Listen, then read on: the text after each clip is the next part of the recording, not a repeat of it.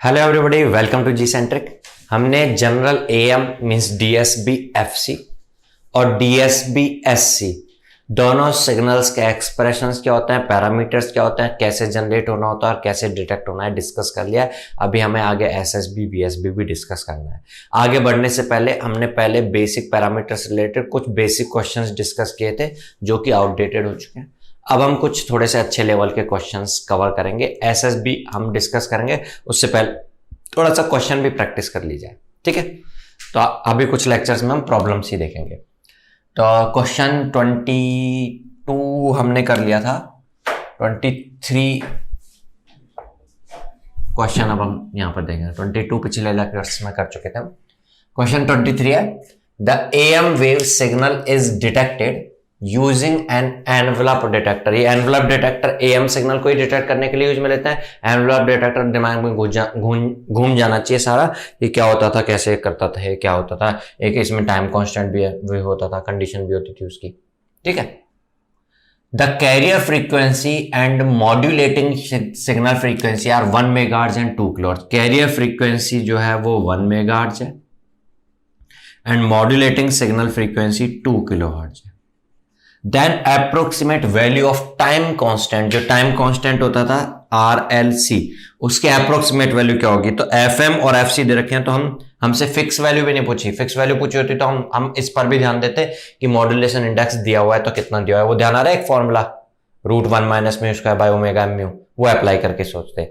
लेकिन ऐसा कुछ नहीं, तो हम कह सकते हैं कि ये RLC हम 1/FC से लेकर के 1/FM के बीच में कुछ भी ले सकते हैं, जिससे कि क्या है, आपकी डायगोनल क्लिपिंग की प्रॉब्लम भी ओवरकम हो जाएगी और स्पाइक्स भी ज्यादा नहीं आएंगी, ठीक है। तो इसलिए हमें 1/FC कैलकुलेट करना है। 1/FC का मतलब क्या हो जाएगा, पॉइंट, मतलब ये हो जाएगा 1 माइक्रोसेकंड। 1 माइक्रोसेकंड, तो RLC की वैल्यू 1 माइक्रोसेकंड से, मींस टाइम कांस्टेंट की वैल्यू 1 माइक्रोसेकंड से तो ज्यादा होनी चाहिए। And 1/2 kilohertz, 1/2 means 0.5 kilo means milli, 0.5 millisecond, 0.5 millisecond के बीच में होना चाहिए। 0.5 मिली सेकेंड को माइक्रो में अगर मैं बोलूं तो मैं ऐसे बोल सकता हूं, क्या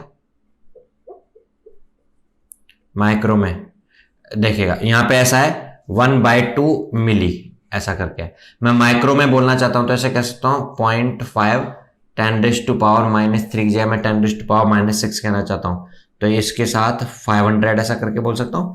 तो 500 माइक्रोसेकंड, मतलब 1 माइक्रोसेकंड से लेके और 500 माइक्रोसेकंड के बीच में RLC हम चूज कर सकते हैं।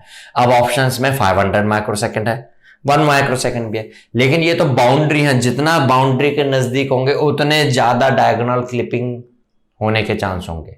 डायगोनल क्लिपिंग जितनी इससे कम होगी उतनी कम होगी डायगोनल क्लिपिंग। जितना आप इस 1 माइक्रोसेकंड की तरफ जाएंगे उतना स्पाइक्स भी ज्यादा होंगे, उससे भी दूर हटो उतना अच्छा है। तो इसलिए बाउंड्री पर रहना ठीक नहीं है, और बाउंड्री से बाहर निकल के जाने में तो दिक्कत है, स्पाइक्स बहुत बड़े आएंगे, बहुत ज्यादा हाई स्ट्रेंथ के स्पाइक्स आएंगे। इसलिए आप आंसर पाओगे 20 माइक्रोसेकंड्स। क्वेश्चन क्लियर होता होगा, सिंपल सा क्वेश्चन था। हमें RLC की ये जो रेंज है ये ध्यान में रखनी है। RLC की स्पेशल वैल्यू के लिए तो मॉड्यूलेशन इंडेक्स अगर दिया जाए तो भी आपको ध्यान आ जाना चाहिए। अब आगे आने वाले क्वेश्चन में प्रॉब्लम आ सकती है, इसलिए वो माइंड में रहना चाहिए। चलिए नेक्स्ट क्वेश्चन है, एन AM वेव दे रखी है। पहले देख तो नहीं AM वेव है कि नहीं। AM वेव का जनरल एक्सप्रेशन होता था AC1+ अगर MT है और MT नहीं होके कॉस कर रहा है तो KA/AM होकर के म्यू, मतलब जो जनरल एक्सप्रेशन होता था उसको देखते देखते उससे कंपेयर करते करते हमें समझ में आ रहा है म्यू 0.5 है। जनरल एक्सप्रेशन याद आ गया है, याद दिलाऊं। जनरल एक्सप्रेशन ऐसे ही तो होता था, AC1+ अगर ये कॉस साइन हो रहा है मीन्स AM को के होकर के म्यू बना होगा, cos omega MT cos omega CT। इसी को फॉलो करा है ना, तो यहां से मेरे को म्यू समझ में आया, म्यू यहां पर 0.5 है। अगर ओमेगा M देखें तो ये है, डिवाइड बाय 2 कर देंगे तो FM आ जाएगा। FM यहां पर क्वेश्चन को बाद में रीड कर रहा हूं, जो रिजल्ट है वो जो वैल्यूज इसमें उनको कैलकुलेट करके रख ले रहा हूं मैं। ऐसे FC की वैल्यू 10⁻⁶, 10⁻⁶ का मतलब 1 मेगाहर्ट्ज है। ये 500 हर्ट्ज था, 1 megahertz is demodulated by envelope detector. चलिए ये वाला जो सिग्नल है, मॉड्यूलेटेड सिग्नल जो है, इसको एनवलप डिटेक्टर से डीमॉड्यूलेट करना है। Find RLC। And value of R L when C is 100 picofarad. अभी अभी जो मैं बात कर रहा था वही अब अगले क्वेश्चन में यूज में आ गया। हमें आरएलसी की वैल्यू फाइंड करनी है। आरएलसी की रेंज तो रफ रेंज तो ये होती है। वैल्यू अगर बात करें, अगर हमें मॉड्यूलेटेड सिग्नल का मॉड्यूलेशन इंडेक्स दे रखा हो तो आरएलसी की वैल्यू जो होनी चाहिए वो लेस देन इक्वल टू होनी चाहिए √1 minus mu square by omega M mu. हम जितना लेस लेंगे स्पाइक्स उतने ज्यादा आएंगे, इसलिए आपसे कोई बोला आरएलसी की वैल्यू चूज कर लो तो आप आरएलसी बिल्कुल इक्वल रख लेंगे √1 minus mu square by omega M mu. इससे ज्यादा रखने पर स्पाइक्स तो कम आएंगे लेकिन फिर डायगोनल क्लिपिंग हो रही होगी।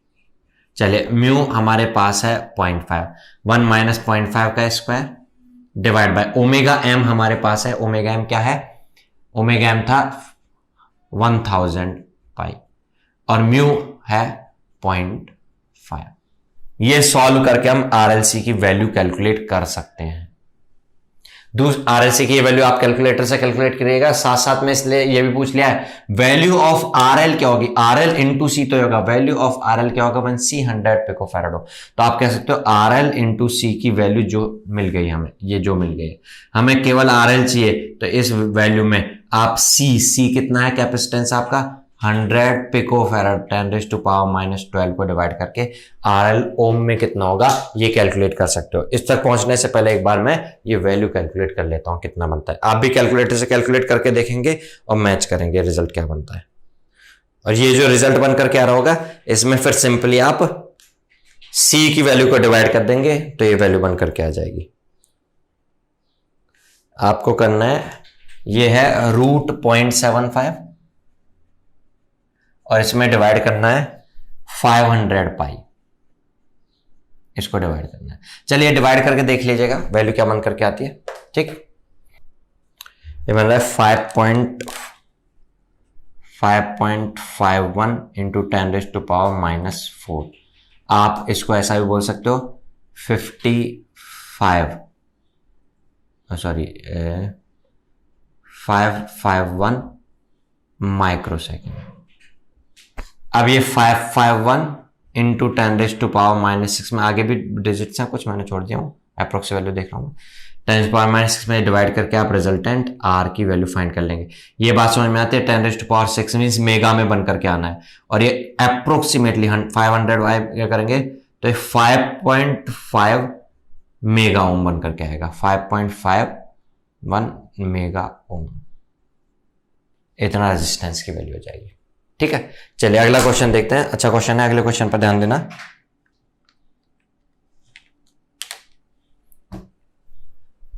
An AM transmitter is modulated by message signal। जिस मैसेज सिग्नल से ये मॉड्यूलेट हो रहा है वो ये हमें गिवन है। AC 100 वोल्ट है, KA 1 है। Peak amplitude of AM signal varies from, peak amplitude of AM signal varies from, ये पूछा है। AM सिग्नल का पीक एम्पलीट्यूड, भाई AM सिग्नल का पीक एम्पलीट्यूड ही तो जो चीज होती थी वो चेंज होती रहती थी, चेंज होती थी इस तरीके से, याद आ रहा है ना, इस तरीके से चेंज होती थी। तो कितनी वैल्यू से लेके कितनी वैल्यू के बीच में वेरी करेगा, जबकि हमें AC दे रखा है 100 वोल्ट, ये पूछा है हमसे। आप बोलोगे ये वेरी करता था, मिनिमम वैल्यू जो होती थी वो AC इंटू 1 माइनस म्यू तक जाती थी, मैक्सिमम वैल्यू जो होती थी वो AC इंटू 1 प्लस म्यू तक जाती थी। लेकिन ऐसा कब होता था, जब हम एक्सप्रेशन को ये लिख पाए कि आपका modulated signal AC 1 plus KA into MT cos omega CT, ये जनरल होता था। इस K इंटू MT की जगह म्यू कॉस ओमेगा MT या म्यू साइन ओमेगा MT ऐसा लिख पाए। एक तरह से KA इंटू MT की मैक्सिमम वैल्यू जितनी होगी वो म्यू होगा, 1 plus that mu into AC तक हाईएस्ट तक जाएगा। KA इंटू MT की जो मिनिमम वैल्यू होगी वो माइनस बनेगा, 1 माइनस म्यू ऑफ दैट तक वहां जाएगा। तो आप देखें अगर इसकी MT की मैक्सिमम वैल्यू कितनी होगी, MT की मैक्सिमम वैल्यू अगर मैं पूछता हूं तो आप 0.6 नहीं बोलेंगे, 0.6 के साथ -2 फिक्स है, ये भी होगा। तो मैक्सिमम वैल्यू जो होगी वो 0.4 तक जाएगी। तो नेगेटिव साइड में अब MT की वैल्यू और ज्यादा हो जाएगी। MT की मिनिमम वैल्यू जो बनेगी दैट विल बी -0.6 और -0.2 -0.8 तक, नेगेटिव साइड में 0.8 तक जा रही होगी। अब जो सिग्नल है वो सिग्नल ऐसा नहीं रहा इस तरह का, बल्कि वो -0.2 से ऐड होकर के इस तरीके से हो गया है।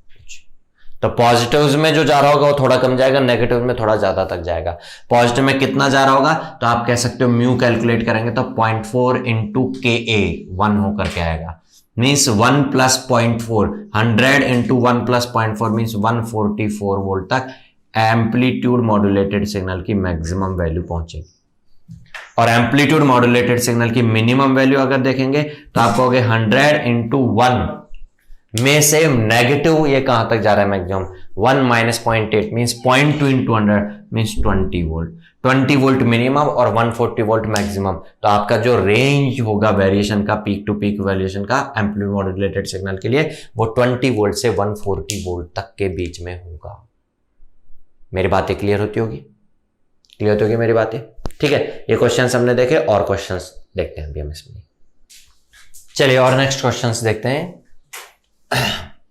क्वेश्चन है a 1 megahertz sinusoidal carrier is amplitude modulated. पहली बात तो ये समझ में आ गया हमें इसको देखते हुए कि जिस सिग्नल को हम एम्पलीट्यूड मॉड्यूलेट कर रहे हैं वो साइनोसॉइडल सिग्नल सिंगल फ्रीक्वेंसी का 1 मेगाहर्ट्ज का is amplitude modulated by a symmetric square wave. मतलब हमारी जो कैरियर है उसकी फ्रीक्वेंसी 1 मेगाहर्ट्ज है और उस कैरियर को जिससे मॉड्यूलेट कर रहे हैं वो स्क्वायर वेव है। अब वो साइनोसॉइडल वेव नहीं है, वो मनमाफिक कोई वेव नहीं है, बल्कि वो एक स्क्वायर वेव है। और वो स्क्वायर वेव भी कैसे? सिमेट्रिकल। सिमेट्रिकल स्क्वायर वेव होने का मतलब क्या है?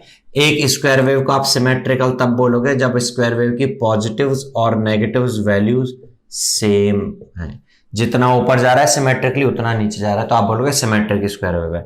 हालांकि ये भी एक स्क्वायर वेव है बट इसमें नीचे तो बिल्कुल भी नहीं जा रहा। ये भी एक स्क्वायर वेव है, इसमें नीचे नेगेटिव वैल्यू कम है, बट ये सिमेट्रिक नहीं, ये सिमेट्रिक नहीं है, ये सिमेट्रिक है। तो ये सिमेट्रिक स्क्वायर वेव से एक sinusoidal means carrier signal 1 megahertz के को मॉड्यूलेट कर रहा है। और जो ये सिमेट्रिक स्क्वायर वेव है इसका टाइम पीरियड भी दे रखा है। टाइम पीरियड दे रखा है इसका 100 माइक्रोसेकंड।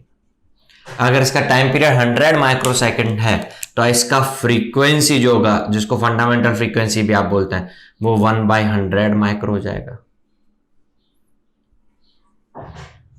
ठीक है, मीन्स हो जाएगा माइक्रो मेगा हो गया और ये जाकर के ऊपर 0.001 मेगाहर्ट्ज, या आप इसको ऐसे बोल सकते हो किलो की फॉर्म में। अगर मैं बोलूं इसको मेगा में 0.01 हो रहा है, 10 किलो हर्ट्ज जैसा बोल सकता हूं मैं, 10 किलो हर्ट्ज। ये समझ में आता होगा। हमारा जो स्क्वायर वेव है उसका फंडामेंटल फ्रीक्वेंसी 10 किलो हर्ट्ज है। Which of the following frequency will not be present in the modulated signal. Modulated signal में कौन कौन सी फ्रीक्वेंसी प्रेजेंट नहीं होगी? तो हमारे माइंड में आ जाना चाहिए मॉड्यूलेशन कौन सा किया है, मॉड्यूलेशन कौन सा किया है इसने? Amplitude modulated. जब तक स्पेशली नहीं बोले कि विद सप्रेस्ड कैरियर, जब तक नहीं बोले कि सिंगल साइड बैंड है, तो एम्पलीट्यूड मॉड्यूलेटेड मतलब general amplitude modulated signal double side band with full carrier है। और double side band with full carrier में जो रिजल्ट में फ्रीक्वेंसी कंपोनेंट्स होते हैं वो एक तो कैरियर कंपोनेंट वाली फ्रीक्वेंसी होती है, अपर साइड बैंड वाली होती है, लोअर साइड बैंड वाली होती है। उस हिसाब से मैं ऑप्शंस की तरफ देखे बिना समझूं तो हमारा जो रिजल्टेंट सिग्नल होगा, उसने बोला है ना which of the following frequency will not present in the modulated, कौन सी प्रेजेंट नहीं होगी उसको समझने से पहले कौन सी प्रेजेंट होगी ये समझूं मैं। तो एक तो कैरियर फ्रीक्वेंसी प्रेजेंट होगी, अपर साइड बैंड प्रेजेंट होगी, लोअर साइड बैंड प्रेजेंट होगी। हो सकता है मैं गलत जा रहा हूं लेकिन मेरे को तो यही आ रहा है, आपके माइंड में भी शायद यही तो आ रहा होगा। एम्पलीट्यूड मॉड्यूलेटेड सिग्नल कैरियर होता है, अपर साइड बैंड होता है, लोअर साइड बैंड होता है। कैरियर मींस 1 मेगाहर्ट्ज होगा। किलो में बोल दूं अगर इसको मैं तो बोल सकता हूं 1000 किलोहर्ट्ज होगा। 1000 किलोहर्ट्ज का होना जरूरी होगा। और एफएम हम यहाँ पे जिस मैसेज से मॉड्यूलेट कर रहे हैं उसका 10 किलोहर्ट्ज फील हो गया होगा ना, तो 1010 किलोहर्ट्ज होगा और 990 किलोहर्ट्ज होगा। ये प्रेजेंट होंगे। तो कौन सा प्रेजेंट नहीं होगा? तो ऑप्शंस में देखें 990 तो प्रेजेंट होगा, 1010 होगा, 1020 तो नहीं हो रहा होगा, 1020 नहीं होगा, ये ऑप्शन टिक कर देंगे आप। उसके बाद आप देखें 1030 भी तो है ना, तो इसको ऑप्शन को भी टिक करेंगे। आपको फील हो गया ये तो मल्टीपल सिलेक्शन क्वेश्चन है, एमएसक्यू है, आप ये सी और डी ऑप्शन टिक करके निकलेंगे। बट एक्चुअल में हमने ध्यान नहीं दिया। जो सारी ये बात मैंने कही थी, ये वाला मैसेज सिग्नल की फ्रीक्वेंसी होती है, वो मैसेज की मैक्सिमम फ्रीक्वेंसी अगर 10 किलो हर्ट्ज हुई, सुनिएगा, अगर ऐसा हुआ signal 10 kilo hertz maximum frequency हुई, तो फिर केवल 10 किलो हर्ट्ज थोड़ी होगा, बल्कि 1000 से 1010 तक के बीच वाला सारा होगा। भाई आप ऐसे कहोगे ना, FC मीन्स 1000 किलो के अराउंड में 1010 आगे तक, और 10 पीछे मीन्स 990 किलो तक के बीच के सारे होंगे। लेकिन ऐसा तब जब मल्टीपल फ्रीक्वेंसी, ऐसे बहुत सारी फ्रीक्वेंसी। ये तो हमें ये समझ में आ रहा है कि ये तो पीरियोडिक सिग्नल है। पीरियोडिक सिग्नल जो कि टाइम डोमेन में पीरियोडिक है। पेयर याद आ रहा है, पीरियोडिक का पेयर किसके साथ होता था? डिस्क्रीट के साथ। वो फ्रीक्वेंसी डोमेन में डिस्क्रीट होना चाहिए, तो कंटिन्यूअस तो बना नहीं सकता मैं, ये गलत मेरे माइंड में आ गया। 10 किलो हर्ट्ज मैक्सिमम नहीं है, बल्कि डिस्क्रीट बनाऊंगा तो डिस्क्रीट में मुझे समझ में आ रहा है कि इसकी फंडामेंटल फ्रीक्वेंसी 10 किलो हर्ट्ज है, तो 10 किलो हर्ट्ज होगा, और -10 होना है, FC के प्लस माइनस में 10 होकर के ये बनना है। फिर ये दो ऑप्शंस कैसे हो रहे हैं? दो ऑप्शंस हुए तो हमने तो दो ऑप्शन टिक कर दिया। MSQ भी तो हो सकता है क्वेश्चन, अभी तो MSQ क्वेश्चन आने लग गए ना, ठीक है। तो MSQ क्वेश्चन अभी के हिसाब से गेट में बात करते हैं, तो ये दोनों ऑप्शन टिक करके आ जाएंगे हम। नेगेटिव मार्क्स तो मिलने वाले नहीं है हमें, MSQ में नेगेटिव तो मार्क्स मिलेंगे नहीं, लेकिन कहीं पॉजिटिव से हाथ तो नहीं दो बैठ रहे हैं। ध्यान से सोच समझ करके देखना है हमें। अगर हम देखें तो ये सिग्नल साइनोसॉइडल सिग्नल नहीं है। अगर ये कॉस सिग्नल होता तो आप बोलते कॉस की जितनी फ्रीक्वेंसी होती है वहां पर इंपल्स जाती है। ये कॉस थोड़ी है, ये स्क्वायर वेव है, ये स्क्वायर वेव पीरियोडिक सिग्नल है, तो इसकी केवल C1 और C-1, आपको ध्यान आ रहा है ना। कॉस के लिए हमने F0 पे और -F, बेसिक्स में हमने सारा सब कुछ इसीलिए फोकस किया था, केवल F0 और -F0 पर तब होता जब ये सिग्नल हमारा कॉस सिग्नल होता। ये कॉस नहीं है, स्क्वायर वेव है।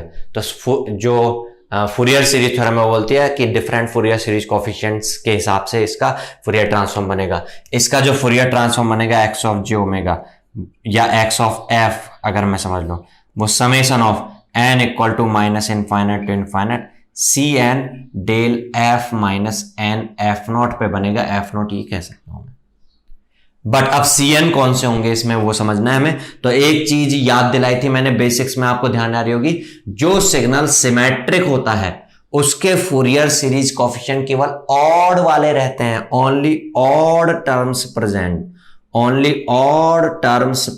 होती हैं, ऑड टर्म्स प्रेजेंट होती हैं। इसका मतलब एक C1 del f minus f0 पर होगी, एक C3 del f plus -2f0 पर होगी, एंड 3f0 पर होगी, इवन वाली नहीं होगी, ऑड वाली होंगी, एंड सो। तो अगर f0 की बात करें तो 10 किलो हर्ट्ज, मतलब एक इंपल्स 10 किलो हर्ट्ज पर होगी, एक इंपल्स ट्रिपल होकर के 30 किलो हर्ट्ज पर होगी, एक इंपल्स ऐसे 50 पर होगी, ऐसे इनके नेगेटिव में -30 पे -50 पे। अब इसको आप जब एम्पलीट्यूड मॉड्यूलेट करोगे तो अपर साइड बैंड में FC से प्लस में 10 के अलावा प्लस में 30 वाला भी आ रहा होगा, प्लस में 50 वाला भी आ रहा होगा, बट प्लस में 2f0 नहीं प्रेजेंट होना, इवन नहीं प्रेजेंट होना, इसलिए 2f0 में 20 प्लस वाला 1020 नहीं आ रहा होगा, 980 नहीं आ रहा होगा, माइनस में 970 आ रहा होगा, 30 माइनस हो क्या आ रहा होगा 1000 में से। समझ में आई बात? तो इसमें से अगर आप इस दोनों ऑप्शंस को टिक करके आ जाते हैं तो आपको मार्क्स नहीं मिल पाएंगे।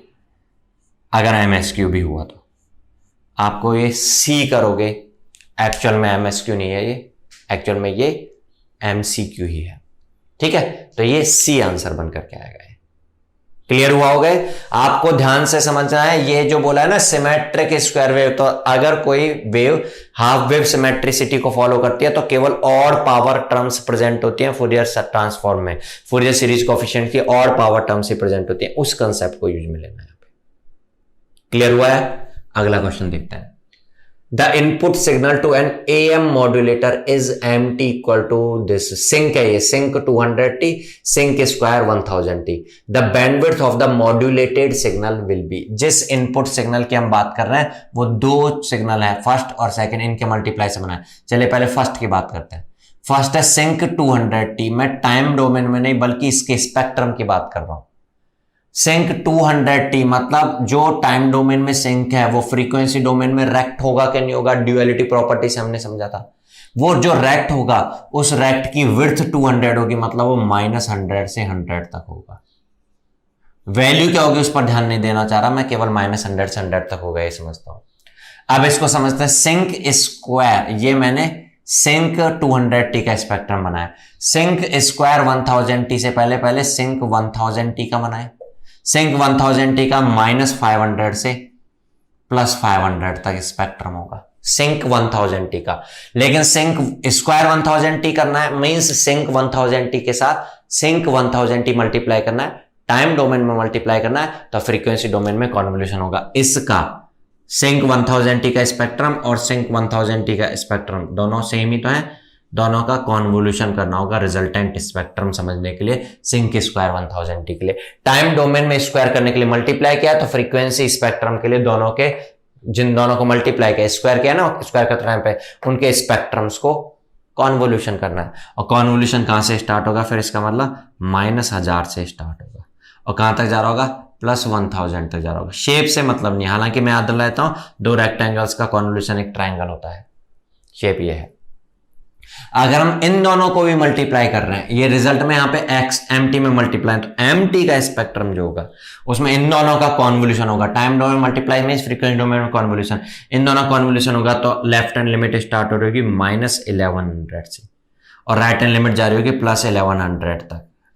लेफ्ट हैंड का addition left hand limit, right hand का एडिशन राइट हैंड लिमिट होता है, ये समझा था ना हमने, ठीक है। तो इस अब शेप से मतलब नहीं है, मैं कह सकता हूं मैसेज में मैक्सिमम फ्रीक्वेंसी 1100 तक आ रही है, इसलिए जब इसको एम्पलीट्यूड मॉड्यूलेटेड करोगे तो FC में +1100 तक जाएगा ये, और FC में -1100 से स्टार्ट हो रहा होगा, ऐसा कुछ।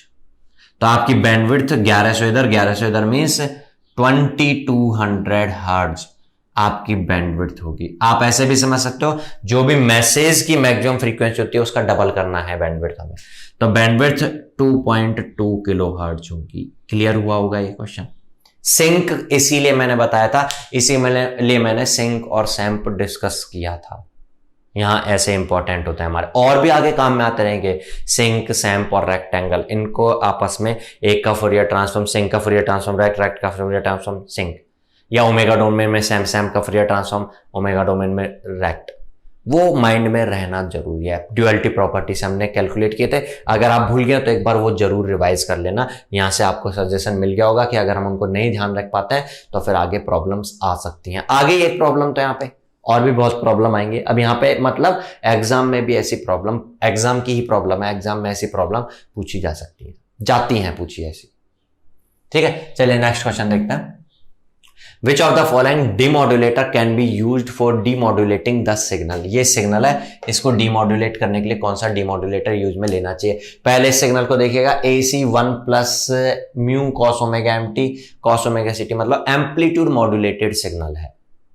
अभी हमने DSB-SC भी समझा, DSB-SC के लिए तो सिंक्रोनस डिटेक्टर यूज में लेते हैं, लेकिन एम्पलीट्यूड मॉड्यूलेटर के लिए 3 ऑप्शंस होते हैं हमारे पास। सबसे पहला square law demodulator, second synchronous demodulator, third envelope detector, तीनों होते हैं हमारे पास। तीनों में से कौन सा यूज में लेंगे वो आपको ध्यान से इसको देखना।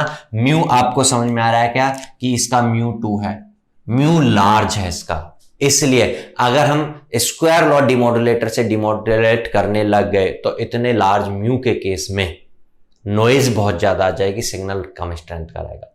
याद है ना, सिग्नल टू नॉइज जो 1/μ² से रिलेटेड होता था, नॉइज बहुत ज्यादा आता है जी, सिग्नल कम होगा, इसलिए स्क्वायर लॉ डिमॉड्यूलेटर जहां दिख रहा हो उसको हटाते चलिए, ये कहीं काम का नहीं है। एनवलप डिटेक्टर म्यू की वैल्यू 1 तक सही डिटेक्ट कर पाता था, उसके बाद नहीं डिटेक्ट कर पाता था। यहाँ पे म्यू 2 हो गया इसलिए डिटेक्ट नहीं कर पाया, लेकिन सिंक्रोनस डिमॉड्यूलेटर सिंक्रोनस डिटेक्टर से हम डिटेक्ट कर पाएंगे।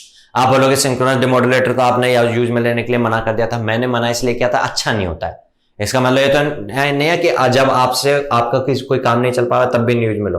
अब डिटेक्ट करना है तो ये डिटेक्ट करना पड़ेगा, क्या प्रिकॉशन के साथ रहना पड़ेगा कि आपका जो सिंक्रोनस डिमॉड्यूलेटर है उसके लोकल ऑस्किलेटर जो है, उस लोकल ऑस्किलेटर की फ्रीक्वेंसी ऑफ ऑस्किलेशंस कैरियर की फ्रीक्वेंसी ऑफ ऑस्किलेशंस के साथ सिंक्रोनाइज्ड है। फेज में थोड़ा बहुत वेरिएशन चलता है, इनकोहेरेंसी फेज वाली चलती है, टोल लेवल होती है, एम्पलीट्यूड कुछ भी कोई फर्क नहीं पड़ता है। तो आप इस तरह से क्या बोल दोगे, सिंक्रोनस डिमॉड्यूलेटर यहां पर हम यूज में ले सकते हैं। क्या ये बात क्लियर हुई है अच्छे से? ये अच्छे से क्लियर हुआ है, ठीक है। तो ये हमने कुछ प्रॉब्लम्स यहां पर प्रैक्टिस किए हैं, अभी और भी प्रॉब्लम्स करनी है हमें, काफी कुछ ये मैंने बीच में एक प्रॉब्लम्स का लेक्चर इसलिए डिस्कस कर लिया है कि ज़्यादा थ्योरी से फिर आपका टेस्ट खराब हो जाता है, तो थोड़ा सा टेस्ट आ जाए इसलिए मैंने कुछ क्वेश्चंस डिस्कस कर लिए। चाहे तो हम नेक्स्ट लेक्चर में मैं देखूंगा क्वेश्चंस भी डिस्कस कर सकता हूँ, नहीं तो हम एसएस भी डिस्कस करेंगे। फिर मिक्स में काफ़ी सारे क्वेश्चंस करने हैं, कम से कम 2-3-4 लेक्चर तक क्वेश्चंस करने हैं। इसलिए टेस्ट अपना बिगाड़िएगा मत, टेस्ट खराब मत करिएगा, ठीक है। एपेटाइट बनाए रखिएगा अपना कम्युनिकेशन सिस्टम्स के लिए। मिलते हैं नेक्स्ट लेक्चर में, तब तक के लिए गुड बाय, थैंक यू।